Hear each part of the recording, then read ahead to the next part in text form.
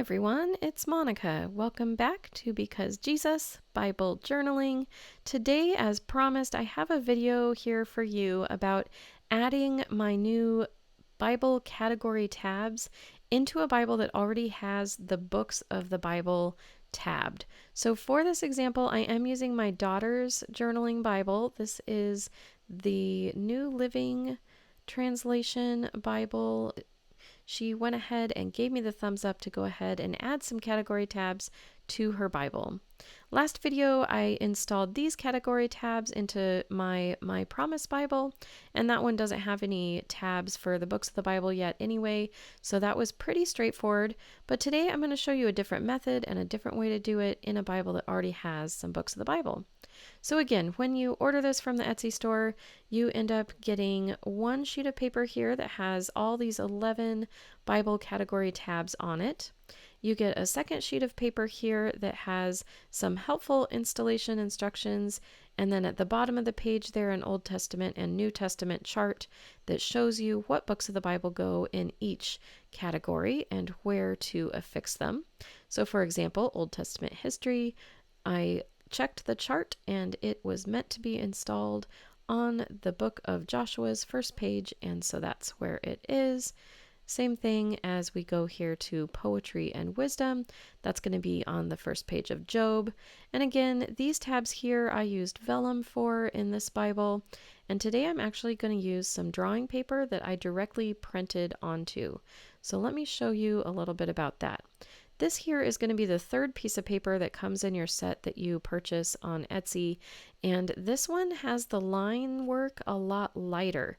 So I just basically lightened up a copy and included that in your digital purchase, and you'll be able to see as we take a close-up here the difference. And the reason I've done this is because some people do enjoy printing my templates directly, coloring them, and then placing them in their Bible instead of tracing.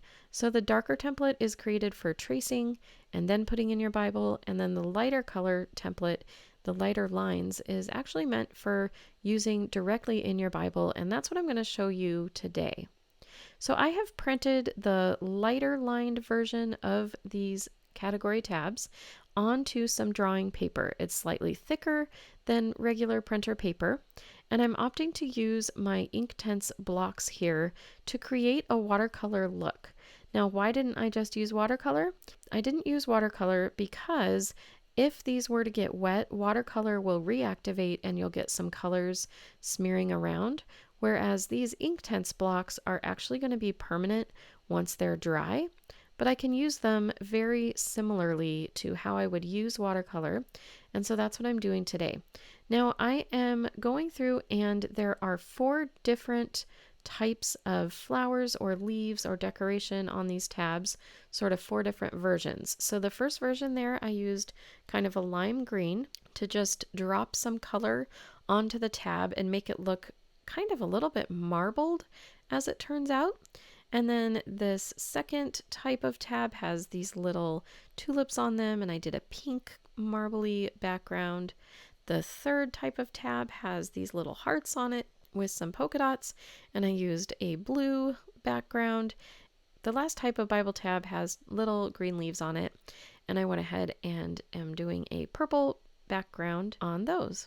Now once this is dry, I am going to go in and add some more details to the flowers. I turned the daisies yellow, although they're turning out a little green on camera here. I'm not sure why that is, but later you'll see that they are in fact yellow.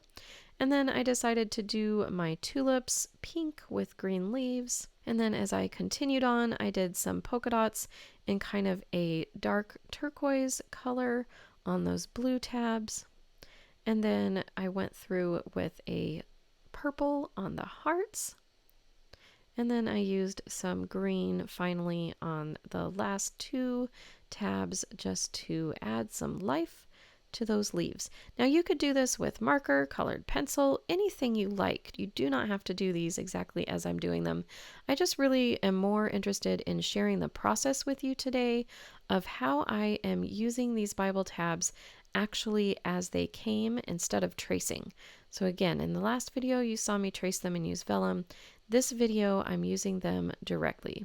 There you can see they're showing up a little more yellow, those silly daisies. Now I'm using my Uniball Signo gel pen in white here just to add some little barely noticeable details on the flowers and leaves, just to give them a little bit of texture. I feel like they were looking a little bit like a coloring book or just too solid in color. So this just adds a tiny bit of imperfection and a tiny bit of texture to each one. And I think it just kind of makes things look a little more natural. Now, just as I did in the last video, I am using my paper cutter here along the straight lines.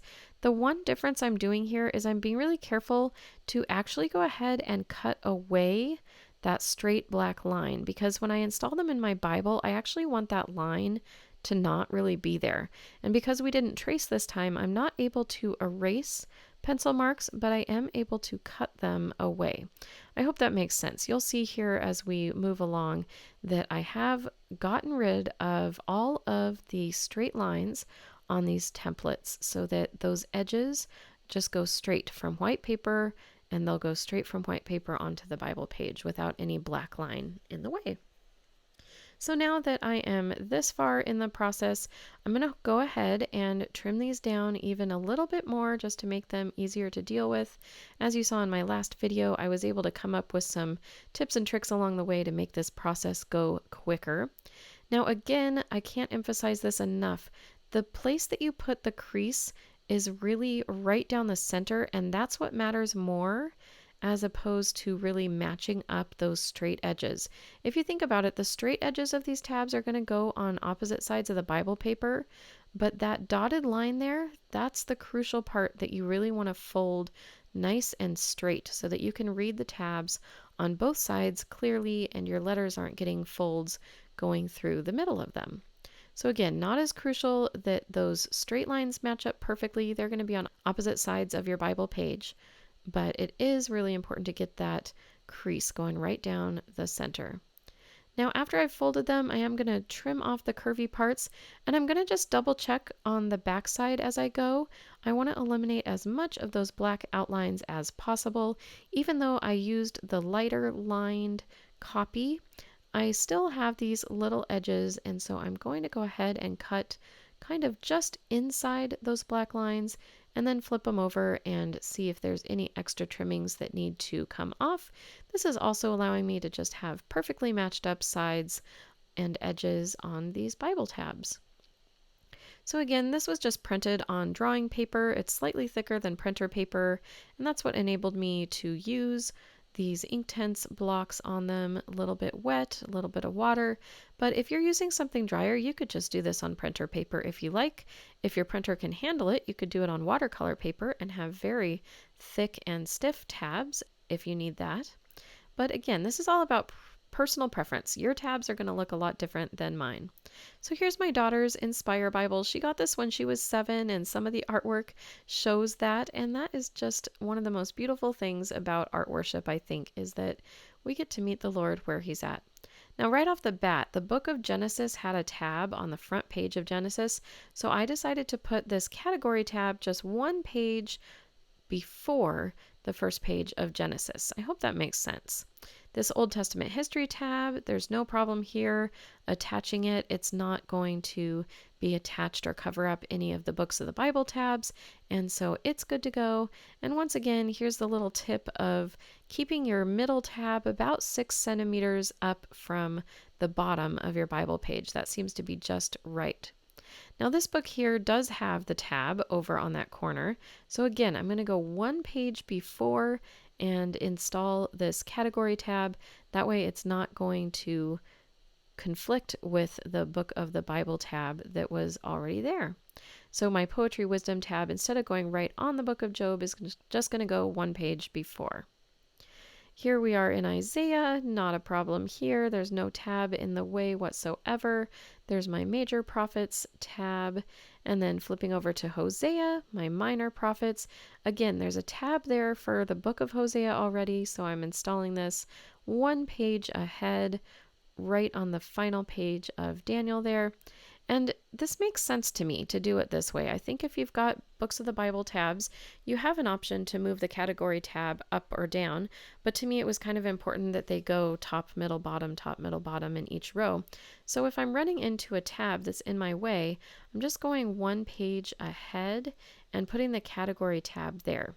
It makes sense in my mind because the category tab refers to several books of the Bible anyway, not just that one specific book, so no big deal. Here we are in the book of Acts, same thing, that little book of Acts tab was in the way, so I'm going one page forward and putting this here.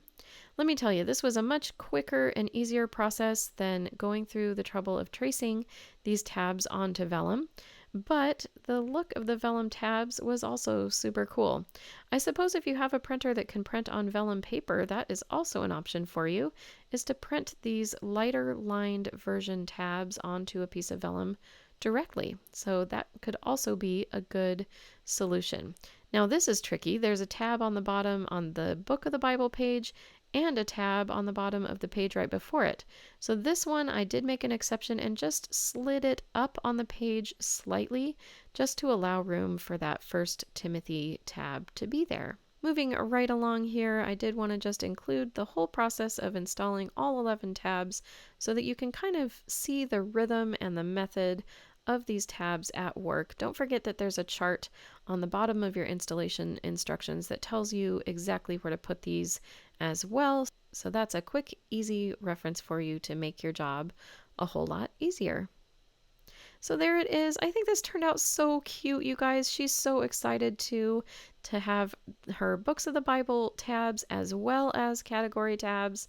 She is just loving it.